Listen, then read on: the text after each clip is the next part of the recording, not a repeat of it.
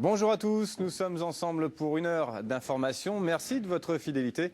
Grande mode du moment, la barbe se porte à toutes les tailles, mais pour l'ajuster, il faut du savon. Eh bien, un habitant de Montluçon s'est lancé dans la fabrication de savon à barbe. Il en exporte jusqu'aux États-Unis, vous le verrez.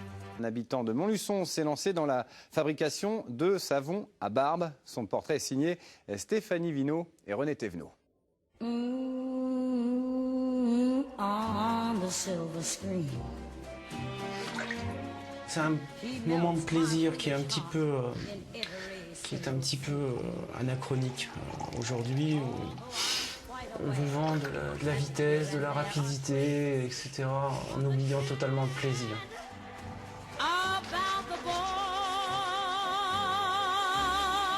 L'action de blaireauter va redresser le poil, va bien masser la peau, va faire pénétrer le savon au cœur à la base du poil, va bien l'amener jusque sur la peau et va être beaucoup plus lubrifiant, beaucoup plus hydratant qu'une mousse en bombe. Se raser façon grand-papa, c'est devenu une passion tellement forte que Cyril Lelégard a démarré une nouvelle vie il y a 2 ans. Le voici à la tête de sa propre savonnerie. Rien de trop compliqué pour un ancien ingénieur chimiste. J'ai pris la décision de fabriquer mon propre savon. Au départ, totalement pour m'amuser, juste pour le plaisir de faire quelque chose par moi-même.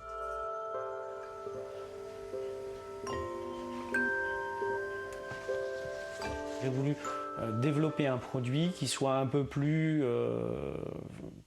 facile à faire mousser, plus facile à utiliser et qui me donne entièrement satisfaction pour moi qui étais néophyte. Et la mayonnaise prend. Dans son entourage, on réclame le savon. Cyril Lelégard sent le filon à creuser. Bonne intuition.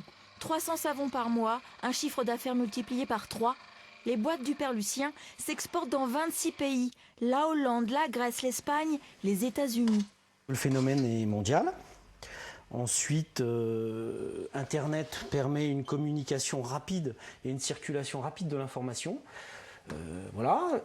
Et puis, je pense que le produit français artisanal a une belle image.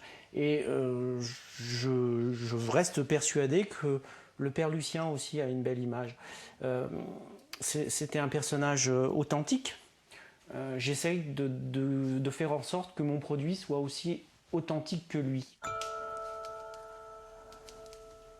Le Père Lucien, c'était mon grand-père, Lucien Lelégard. J'ai donné son prénom à la marque, enfin son nom à la marque, pour lui rendre hommage, et aussi parce que c'était pour moi un personnage qui a beaucoup compté, c'était un exemple, et puis aussi parce qu'il se rasait de cette manière-là. C'était un homme simple, élégant, un homme de conviction. Maintenant, Cyril Lelégard envisage une gamme de savons et de cosmétiques pour les femmes. Et cette fois, ce sera certainement sa maman qui donnera son nom à la marque.